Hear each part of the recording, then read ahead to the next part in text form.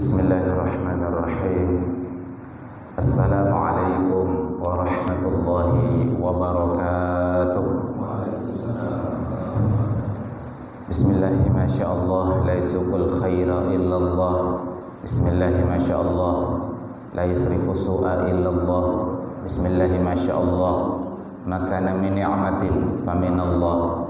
Bismillahi masyaallah, la haula wa la quwwata illa billah. Alhamdulillahi rabbil alamin. Nahmaduhu wa nasta'inuhu wa nastaghfiruh wa na'udzu billahi min syururi anfusina wa min sayyiati a'malina. May yahdihillahu fala mudilla lahu wa may yudlilhu fala hadiyalah.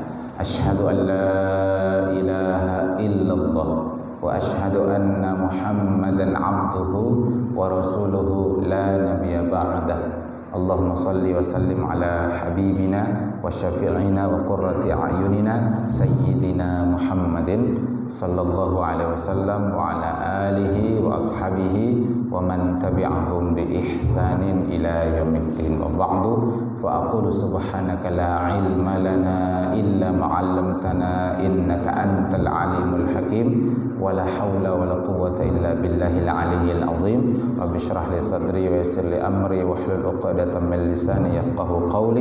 Rabbi zidna ilma warzuqna fahma. Allahumma faqihna fid din wa 'allimna ta'wil. Allahumma anta rabbuna farzuqna al-istiqamah. Amin ya Allah yang biasa.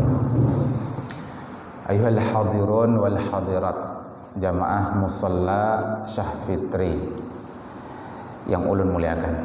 Bersyukur kehadirat Allah, subuh ini kembali kita diberi kesempatan oleh Allah untuk mengisi detik-detik dari hidup kita dengan amal soleh, dengan amal kebajikan. Mudah-mudahan terus begini Allah istiqomahkan kita, Allah bantu kita hingga akhir hidup kita dalam keadaan yang baik, atau istilahnya husnul khatimah. Yang pertama, itu yang pertama. Yang kedua, bersyukur kita hadir di mushola ini. Meski hujan, dingin, Allah bantu kita, Allah bangunkan kita, kuatkan azam kita, tekad kita untuk datang ke rumah Allah ini. Ini sungguh nikmat yang besar, pertolongan Allah. Allahumma inna ala dzikrika wa syukrika wa husni ibadatik. Kita berdoa kepada Allah, Allahumma inna ala dzikrika. Ya Allah, tolong kami untuk berzikir kepada Engkau, senantiasa ingat kepada Engkau. Kemudian bersyukur kepada Engkau. Kemudian yang ketiga, sebaik-baik beribadah kepada Engkau. Jadi hakikatnya kita hadir di sini adalah jawaban atas doa-doa kita, yakni kita minta pertolongan kepada Allah untuk dimudahkan berzikir, bersyukur, dan beribadah kepada Allah. Satu renungan hadis yang sering kita dengar insyaallah, namun perlu terus kita sampaikan agar kita terus bersemangat. Ujar Nabi, man shallal fajra fi jama'atin. Siapa yang salat subuh, fajar di sana maksudnya salat subuh, fi jama'atin, secara berjamaah. Summa qa'ada, kemudian dia duduk. Kayak ini kita nih duduk. Duduk bukan sembarang duduk. Disebutkan sifatnya dalam hadis itu, yadhkurullah, duduk dalam keadaan berzikir kepada Allah. Inya bisa juga duduk zikir juga, terunggut-unggut sampai ke lantai. Nah, itu zikir tanpa pahala. Teguring sekalinya sidin. Tuntung majelis harusnya doa kafaratul majelis, sidin doa alhamdulillahilladzi ahyana ba'da ma amatana. Teguring rupanya dalam majelis. Tapi kalaupun pian teguring, insyaallah tetap dapat pahala insyaallah di sini. Karena paling tidak kita niatkan i'tikaf di rumah Allah ini. hatta tatlu'asy syamsu, ujar Nabi, sampai terbit matahari. Nah, wah ini jam 6 lewat 18 kah kalau tidak salah. Nah, kita jadi paling cepat sampai jam 6.18 kita duduk di majelis ini. Lalu apa kata Nabi balasannya? Kana lahu ka'ajri hajjatin wa umratin tammatin. Maka pahala orang yang salat subuh, duduk berzikir kepada Allah, kemudian salat 2 rakaat, ujar Nabi, salat 2 rakaat, maka pahalanya seperti orang yang berhaji dan berumrah sempurna. Mudah-mudahan kita termasuk di dalamnya. Kada kawasaban hari, mudah-mudahan seminggu sekali. Bagi yang pegawai mungkin sungsung tulak mengantar anak segala macam, lalu kada kawa menggawe ini, paling kada saban hari Ahad di musola Syah Fitri. Nah itu hadirin. Kemudian yang selanjutnya, sholat subuh kita, kemudian menjaga sunnah-sunnahnya, ini bagian dari upaya menjaga syariat Allah. Abdullah bin Abbas satu ketika pernah naik tunggangan bersama Nabi Shallallahu Alaihi Wasallam. Jadi dibonceng Nabi di muka, Ibnu Abbas di belakang. Lalu Nabi menasihatkan beberapa kalimat pendek, kata Ibnu Abbas. Nah, di antara nasihat Nabi kepada Ibnu Abbas itu adalah ihfazillaha yahfazika. Ihfazillaha yahfazika. Ini amun diterjemahkan apa adanya, Pak, bisa salah paham. Ya kayak Ferdinand Hutahayan, Allahmu lawan Allahku, atau Allahmu dengan Allahku. Nah, kata ulun soalnya tulisan. Ini kalau hadis ini tidak disyarah, tidak dijelaskan, hanya dibaca terjemahnya bisa salah paham. Coba cermati hadisnya. Ihfazillaha. Nah, mun terjemah letterleknya ihfazillaha artinya jagalah Allah. Kenapa bisa begitu, gitu kan? Akhirnya sampai pada pemahaman, oh berarti Allah itu lemah. Buktinya perlu dijaga. Nah, itu Pak bahayanya kalau cuman membaca terjemahan tanpa memahami ilmu alatnya, yakni al-lughah al-arabiyah, tanpa membaca syarah hadisnya. Padahal para ulama sebutkan ihfazillaha itu maksudnya adalah ihfaz syariatullah. Jagalah syariat Allah. Bukan Allahnya yang perlu dijaga. Allah tidak perlu penjagaan kita. Karena Allah itu Al-Qawi yang maha kuat, Al-Aziz, Al-Jabbar, Al-Qahhar, Al-Muta'al, Al-Kabir. Allah itu maha besar, maha tinggi, tidak perlu dijaga. Justru kitalah yang berharap penjagaan dari Allah. Nanti di surah Ar-Ra'd itu ada penjelasan. Allah turunkan, kirimkan malaikat-malaikat penjaga kita. Satu di sebelah kanan mencatat amal kebajikan, satu di sebelah kiri mencatat amal keburukan, satu di depan, satu di belakang. Jadi paling tidak 4 malaikat Allah kirim gesan menjaga kita. Dan itu rutin. Ini berganti shift juga, kayak bubahan security juga, Pak Anu. Jadi ada shift siang, ada shift malam.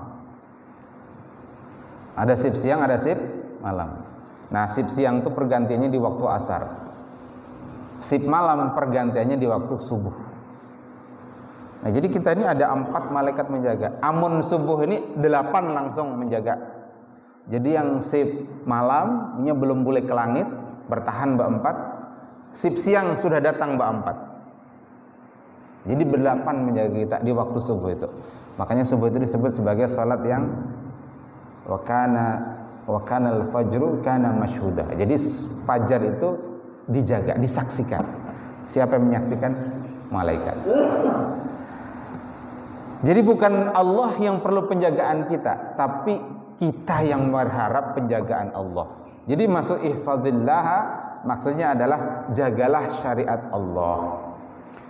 Nah, kita datang ke musola ini, sholat subuh, kena zuhur, asar dan seterusnya, itu bagian dari kita menjaga syariat Allah.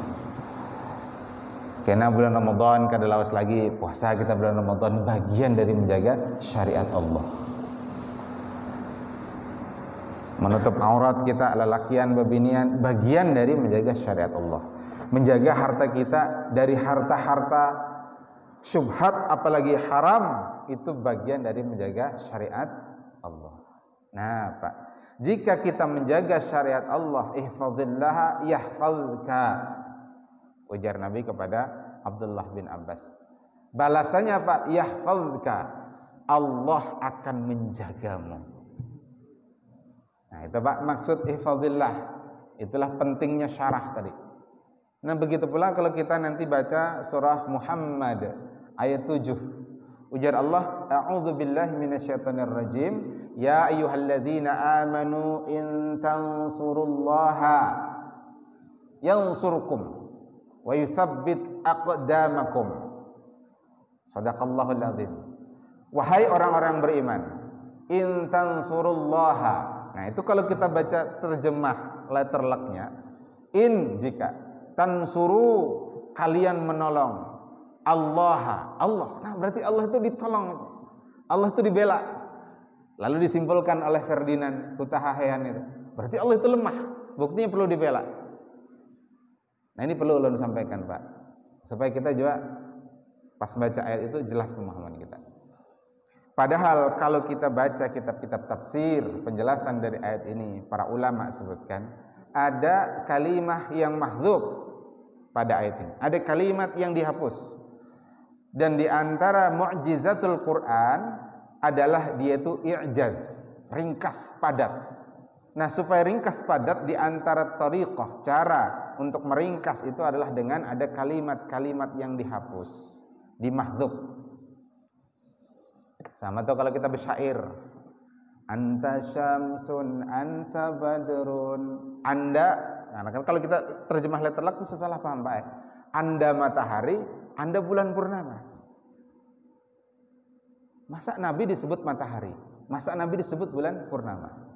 Tapi kalau orang itu belajar bahasa Arab, khususnya ilmu balaghah, dia akan sampai pada bahasan tentang tasbih baligh namanya. Tasbih balik itu ada tuh tasbihnya dihapus, kemudian wajhus syabahnya dihapus. Jadi penyerupaan itu ada 4 rukunnya Pak. Ada yang diserupakan, ada objek penyerupaannya, ada alat penyerupaannya, ada dari sisi apa diserupakan. Jadi kalau ulun mengatakan orang tuh pemberani, saya mengatakan Anda bagaikan singa dalam hal keberaniannya. Nah, itu Anda, kita sebut nama misalkan Badru kal asad fis saja'ah. Badru itu orangnya, seperti, nah itu alat penyerupaannya. Asad singa, ya, jadi objek penyerupaannya. Kemudian as-saja'ah, keberanian, ada 4. Nah, tapi pada anta syamsun itu aslinya kalimatnya anta kasyamsin. Anda itu wahai Nabi bagaikan matahari dalam hal menerangi bumi, karena Nabi itu adalah perantara hidayah. Nah, itu jadi dihapus, jadi lalu menjadi anta syamsun, anta badrun. Bahasa Arab begitu Pak. Maka kalau disebut intan surullaha, kata para ulama itu ada kalimah, ada kata yang dimahdzuf, yang dihapus. Takdir diduga itu adalah anta intan suru dinallah. Itu maksudnya. Jika kalian menolong agama Allah, itu pentingnya belajar bahasa Arab. Itu pentingnya minimal membaca tafsir dari ayat Al-Quran supaya kada salah paham. Karena ujar Ferdinand Hutahayan ini sudah masuk Islam, ujar pengakuan Sidin sejak tahun 2017. Tapi beliau juga mengakui saya bukan Muslim yang taat. Sidin sekarang mengakui itu Pak. Di antara ketaatan itu akan terwujud dengan hadir di majelis ilmu. Dengan hadir di majelis ilmu lalu jadi tahu ilmunya. Kalau jadi tahu ilmunya, jadi kada mau tersalah, atau kalaupun tersalah itu segera bertaubat. Nah, begitu. Jadi maksudnya itu intan suruh dinallah.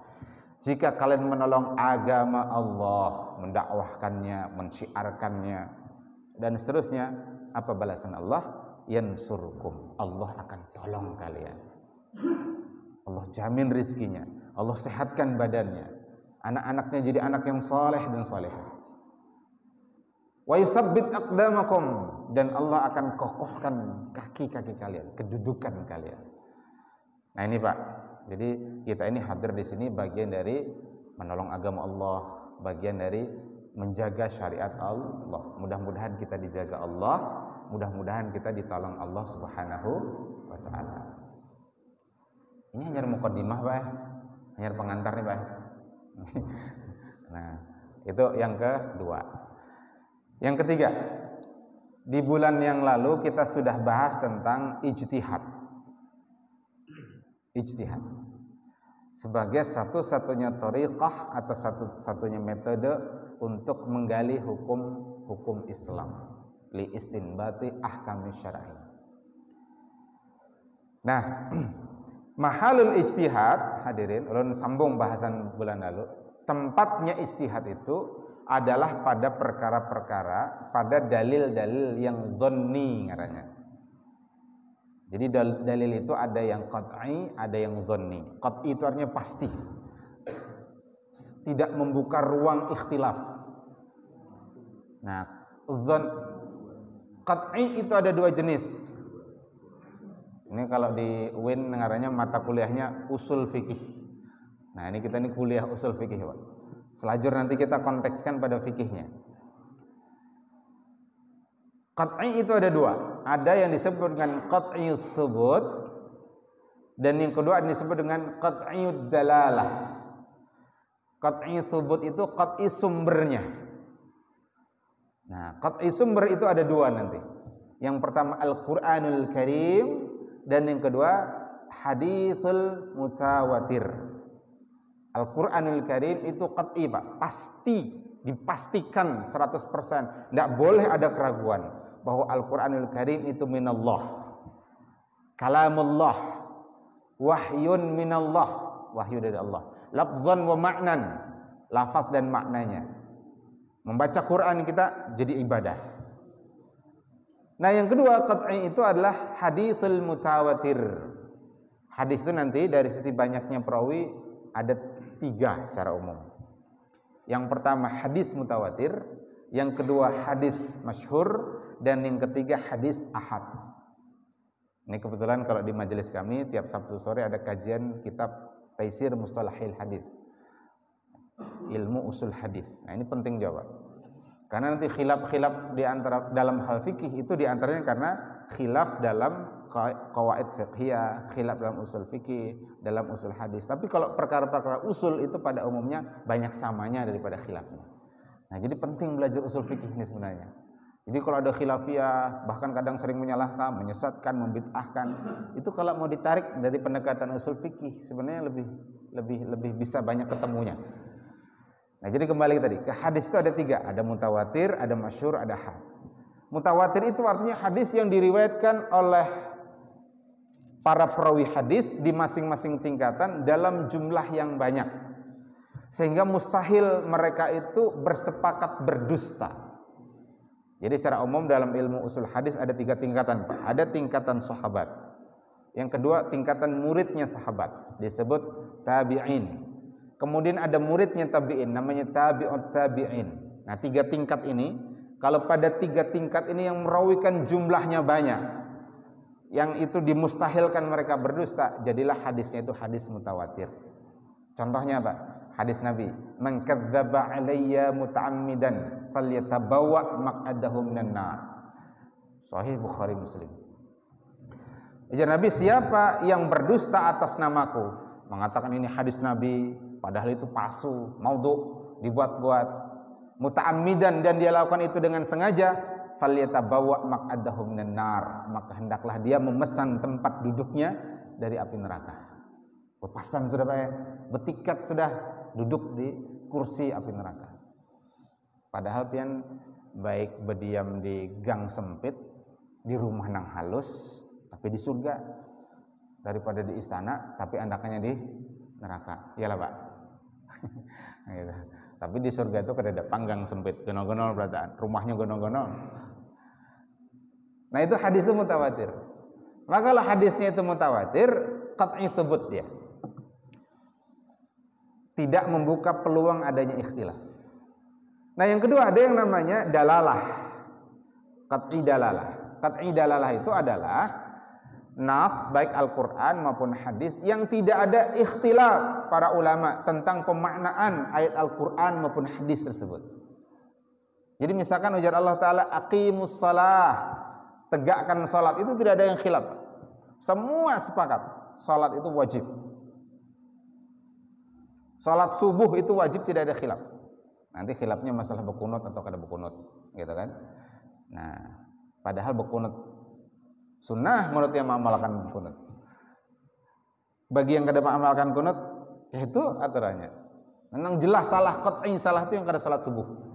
Nah, itu qat'i. Nah ini. Nah, pada wilayah yang qat'i baik qat'i sebut maupun qat'i dalalah itu tidak ada ikhtilaf. Nah, ikhtilaf itu beda pendapat itu nanti terjadi pada dalil-dalil yang dhanni subut. Apa dalil dhanni subut? Kalau hadis itu hadis masyhur misalkan, hadis ahad. Nanti hadis ahad itu ada lagi rincian, ada aziz, ada gharib. Nah, yang kedua dari sisi dalalahnya itu memang ada peluang untuk ikhtilaf dari sisi penunjukannya. Nah, ini contoh ini Pak supaya gampang. Nah, semalam bulan lalu supaya mengingatkan kembali. Ujar Nabi apa? La tusalliyanna ahadukumul asra illa bi Bani Quraidah. Bagi sahabat hadis itu qat'i karena mereka dengar langsung dari Nabi. Tapi dari sisi pemaknaannya para sahabat beda pendapat. Ada yang memahami dengan itu maksudnya bersegera, laju, hancapi lakasi, jangan sampai terlambat di waktu asar di kampung Bani Quraidah. Usahakan sampai di kampung Bani Quraidah di waktu asar. Jadi makna dari hadis Nabi itu laju, hancapi lakasi, bisur'ah jar orang Arab. Nah yang kedua itu memahami letterleknya. Jadi meskipun terlambat, ayo ya sembahyang asar di Bani Quraidah. Ada ikhtilaf para sahabat memaknainya itu. Nah maka lalu muncullah ulama mujtahid, yakni orang yang bisa berijtihad, yang bisa menggali hukum dari Al-Quran dan As-Sunnah langsung, lalu memiliki manhaj, metode untuk berijtihad. Mereka inilah yang disebut dengan mujtahid. Kumpulan-kumpulan pemikirannya, hasil ijtihadnya, hasil penggalian hukumnya, itu kemudian dibukukan. Entah beliau sendiri yang menulis, entah murid-muridnya yang menulis. Terus dikembangkan, jadilah kemudian mazhab. Nah, ini supaya jelas nih Pak pertanyaan. Dulu di zaman para sahabat, mujtahid itu banyak, bahkan ribuan. Nah, lalu kemudian berkembang, ada yang hilang. Nah, lalu akhirnya yang masyhur yang berkembang yang kita kenal dengan 4 madhab itu kalau dalam bidang fikih. Jadi sebenarnya mujtahid itu banyak.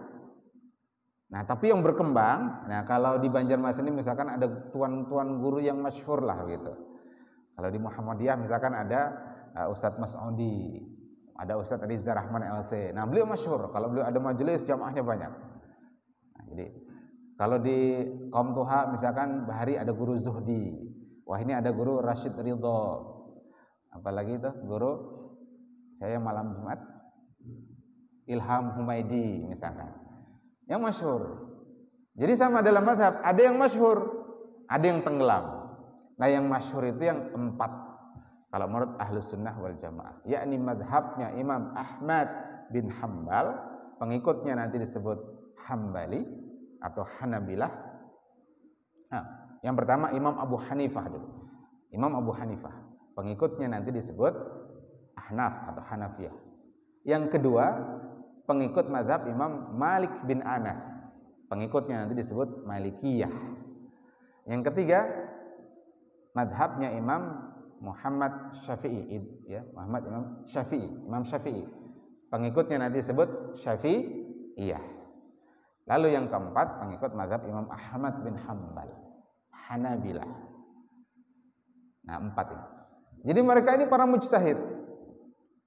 Nah, sedangkan kita yang mengikut pendapatnya mujtahid ini disebut muqallid, pengikut. Apa hukum jadi muqallid? Boleh. Dalam hal akidah tidak boleh. Dalam hal fikih boleh. Jadi bertaklid dalam perkara fikih hukumnya boleh. Apa dalilnya? Dalilnya adalah firman Allah Ta'ala, fas'alu ahla dzikri in kuntum la ta'lamun. Bertanyalah kepada ahli ilmu jika kalian tidak tahu. Nah, ini lo jelaskan, ini penting.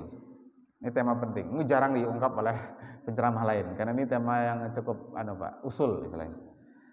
Pada dasarnya Pak, Bu, kalau bisa kita itu menjadi mujtahid. Kalau bisa, itu yang bagus jadi mujtahid. Kenapa? Karena mujtahid itu bilanya benar beristihad dapat 2 pahala. Kalau dia salah tetap dapat 1 pahala. Ujar Nabi, idza ijtahadal hakim fahuwa asaba fahuwa ajron falahu ajroni. Jika seorang hakim itu beristihad, lalu istihadnya benar, maka dia dapat 2 pahala. Fa idza akhta'a falahu ajrun.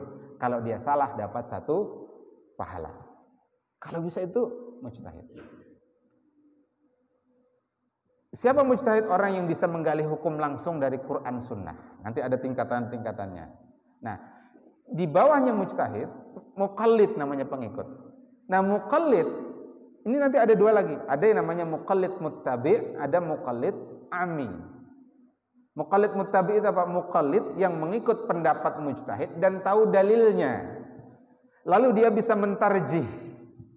Nah, inilah dalam Muhammadiyah lalu ada majelis tarjih yang dikumpulkan dalam himpunan putusan tarjih Muhammadiyah.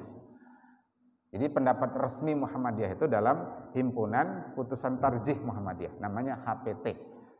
Kalau soal jawab di Suara Muhammadiyah itu belum dianggap sebagai pendapat resmi Muhammadiyah.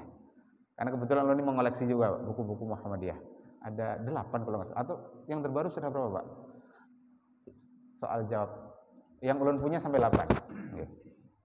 Tapi yang resmi, benar-benar resmi yang dikeluarkan oleh Muhammadiyah adalah himpunan tarjih Muhammadiyah. Disebut HPT. Nah, itu yang resmi. Itu yang afdal memang di bawah mujtahid. Yang afdal itu adalah muqallid muttabi' namanya. Dia mengikut mujtahid tapi ngerti dalil, bisa mentarjih. Ini pendapat ulama ini, ulama Syafi'i begini, ulama Maliki begini, lalu dia tarjih. Yang kuat itu begini-begini. Nah, tapi sebenarnya, mohon maaf harus ulun sebut, mudah-mudahan tidak ada yang tersinggung ini. Kalangan Muhammadiyin, pengikut Muhammadiyah itu pun mayoritas posisinya muqallid, Pak. Bukan mujtahid. Karena dia masih mengikut pendapat mujtahid. Selama dia masih mengikut pendapat, itu statusnya muqallid. Cuma dia muqallid dengan melakukan tarjih namanya tadi. Melakukan penelitian dalil, menyimpulkan mana yang kuat. Nah, ini posisi Jam'iyat Muhammadiyah pengikutnya. Nah, mungkin di kalangan petingginya ada yang sebagai mujtahid, minimal mujtahid fi mas'alatil wahidah. Nah, di bawah muqallid muttabi ini ada yang disebut muqallid ammi. Muqallid ammi ini artinya pengikut secara umum. Dia mengikut pendapat Imam Syafi'i misalkan, pendapat Imam Ahmad bin Hanbal tanpa mengetahui dalilnya, tanpa mengetahui rinciannya, tanpa memahami tarjihnya. Jadi kenapa buku mazhab Syafi'i gitu? Apa dalilnya? Kada tahu. Pokoknya Mas Syafi'i gitu. Nah, itu muqallid ammi. Boleh kada? Boleh. Boleh. Karena yang terpenting dia itu mengikut pendapat mujtahid. Nah, ini penting ulun sampaikan supaya nanti Muhammadiyah tidak perlu menyalah-nyalahkan kaum tuha yang secara sosiologis ini kita lihat kebanyakan levelnya adalah muqallid ammi. Meskipun ulama-ulama di kalangan kaum tuha ini banyak juga. Harus kita akui. Hadratus Syekh Hasyim Asy'ari, kitabnya banyak. Saya punya kitabnya, kumpulan kitab-kitab beliau. Irsyadur Sari namanya. Ya, kalau saya tidak khilaf judulnya. Kumpulan karya dari Hadratus Syekh Hasyim Asy'ari. Kemudian di NU itu ada namanya Bahsul Masail NU, dan itu dihimpun dalam satu buku tebal judulnya Ahkamul Fuqaha. Nah, ini. Kalau di Muhammadiyah ada himpunan Tarjih Muhammadiyah, di NU ada Bahsul Masail, dan itu dihimpun dalam satu buku tebal, harganya 270-an ribu kemarin terakhir ulun nanya. Nggak jadi beli karena cukup tebal, tapi ulun baca sekilas. Nah, itu kumpulan semacam tarjihnya Muhammadiyah. Istilahnya Bahsul Masail Nahdlatul Ulama. Ulamanya juga banyak. Nah, jadi Muhammadiyah mengambil posisi tarjih, di NU ada begini. Nah, kalangan NU ini juga menurut ulun kaum tuha itu tidak perlu juga menyalahkan Muhammadiyah. Itu apa? Tidak bertaklid kepada mujtahid. Seolah-olah apa itu ibarat banyu dalam termos panas langsung ditaguk. Nah, bagusnya kan banyu dalam termos itu buat dalam gelas dulu supaya dingin hanya diminum. Nah, ada yang menyebut begitu. Nah, sebenarnya di Muhammadiyah juga mengikut pendapat mujtahid, dipetakan ini, madhab ini, madhab ini, madhab ini begini, lalu yang dipilih oleh Muhammadiyah yang terkuat itu begini. Kan enak Pak kalau paham peta pemetaannya begitu. Jadi nggak perlu menyalah-nyalahkan satu sama lain. Nah, tapi di sini ulun kasih rambu-rambu. Ini belum masuk fikihnya ini. Mohon maaf. Ulun kasih rambu-rambu. Ketika kita mengambil pendapat seorang mujtahid, kalau posisi kita itu muqallid ammi, nah ini karena kita ini muqallid Pak, kita ini bukan level mujtahid. Kalau posisi kita itu muqallid ammi, ambillah pendapat satu mujtahid dalam satu masalah. Jangan melakukan apa yang disebut dengan talfiq, mencampurkan satu pendapat dengan pendapat yang lain sehingga jadi gaduh-gaduh nggak jelas.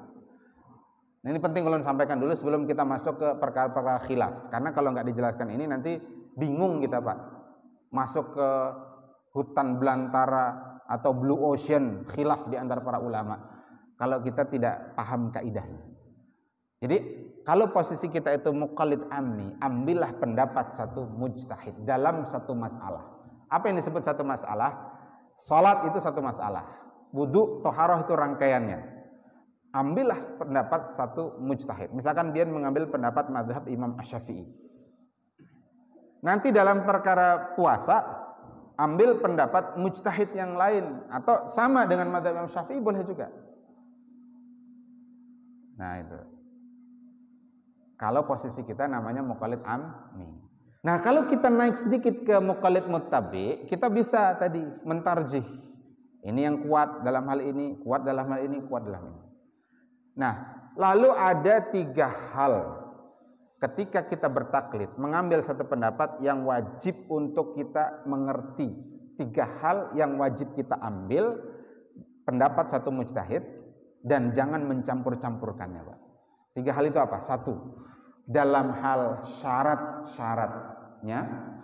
Yang kedua, dalam hal rukun-rukunnya ibadah. Yang ketiga, dalam hal pembatal-pembatalnya. 3 ini. Jadi kalau kita membahas fikih salat misalkan, kita ngambil mazhab Syafi'i misalnya ngambil mazhab Syafi'i. Pahami mazhab Syafi'i dalam hal syarat-syarat salat itu apa? Yang kedua baru dalam hal rukun-rukun salat. Baru yang ketiga dalam hal pembatal-pembatal salat. Kalau pian mengambil pendapat satu madhab, maka sebenarnya Pak, tertib belajar itu bagusnya begini. Untuk kalangan awam itu tertibnya pahami dulu satu madhab. Misalkan madhab Syafi'i. Nah, setelah paham satu madhab, baru masuk ke fikih muqarran namanya, fikih perbandingan. Madhab Syafi'i, Hanafi, Maliki, Hambali. Karena kalau sejak awal langsung masuk di fikih perbandingan, bisa bingung Pak. Ini begini, ini begini, ini begini. Mana yang ulun ambil? Nah itu. Jelas nih Pak ya? Kerangkanya begitu Pak. Nah baik, ulun sedikit masuk ke bulan lalu sudah kita bahas tentang wudu. Nah kita bahas fikih yang biasa kita lakukan lah, yang penting. Ulun masuk ke syurutus shalah, syarat-syarat salat. Tadi kan 3 hal yang harus kita pahami. Dalam hal syarat-syaratnya, dalam hal rukun-rukunnya, dalam hal pembatal-pembatalnya. Nah, ulun masuk dalam hal syarat-syarat salat. Tapi ini waktunya sudah jam 6.17 nih, 15 Pak. Mungkin 5 atau 10 menit palah minta waktu. Insya Allah minggu depan kita lanjut. Karena syarat salat ini ada 11 Pak. Jadi ada 2 dulu syarat-syarat itu. Ada yang disebut nanti dengan syarat wajib. Dan yang kedua syarat sah. Ada berapa tadi Pak? 2. Syarat wajib. Yang kedua syarat sah. Nah, sebelum masuk ke apa itu syarat wajib, apa itu syarat sah. Syarat itu adalah amaliyah yang bergantung kepadanya kewajiban atau sahnya sesuatu, dan itu dikerjakan di luar amaliyah utama. Jadi salat, misalkan salat itu amaliyah utamanya. Di antara syarat sahnya apa? Wudu, thaharah. Nah, thaharah itu syarat karena dia di luar pelaksanaan salat. Kalau rukun dia di dalam salat. Misalkan qiraatul Fatihah dalam mazhab Syafi'i itu rukun. Nah, itu di dalam salat. Nah, ini. Nah, lalu syarat tadi ada 2, ada syarat wajib, ada syarat sah. Syarat wajib ada 3 kalau dalam kitab Fiqhul Islam wa Adillatuhu. Syarat wajib ada 3. Syarat wajib itu artinya Pak, kalau terpenuhi 3 hal ini maka dia wajib hukumnya untuk mendirikan sholat. Apa yang pertama? Islam. Nah, kalau bukan Islam Bang, jumhur ulama mengatakan dia itu juga nanti akan dihukum di akhirat kalau dia tidak mengerjakan sholat. Jadi mohon maaf, orang-orang non muslim itu pun nanti akan ditanya di akhirat Pak. Bukan hanya soal keimanan, tapi juga perkara syariah, perkara hukum-hukum syariah, termasuk ketika dia tidak sholat. Nah, tapi kalau dia masuk Islam seperti Ferdinand itu, dia tidak wajib mengqadha sholat yang pernah dia tinggalkan. Ya bukan itu kan, dia belum wajib saat itu, belum wajib. Lain halnya kalau orang itu murtad, dia Islam, keluar dari Islam, setahun kemudian masuk Islam. Nah, setahun dia meninggalkan sholat itu wajib diqadha, karena dia murtad. Nah, ringkasnya begitu Pak. Yang kedua, baligh. Jadi anak-anak yang belum baligh tidak wajib sholat, tapi diajarkan kepada mereka untuk sholat. Nah, bahkan kata Nabi, ajari umur 7 tahun. 10 tahun meninggalkan sholat, pukul. Nah, itu pukulan takdib namanya, pukulan mendidik, bukan pukulan yang mubarrih, mematikan. Dipukul di muka, kada boleh. Jadi pukulannya ghairu mubarrih. Kemudian yang ketiga, syarat wajibnya berakal. Jadi kalau dia orang gila tidak wajib. Nah, itu Pak syarat wajib. Jadi yang wajib tadi 3. 1 Islam, 2 baligh, 3 berakal. Nah, yang kedua ada yang disebut dengan syarat sah. Syarat sah itu artinya apa? Meskipun dia sudah wajib, dia mengerjakan sholat, tapi syaratnya ini tidak terpenuhi, maka tidak sah salatnya. Ada berapa jumlahnya? 11. Ada 11 Pak.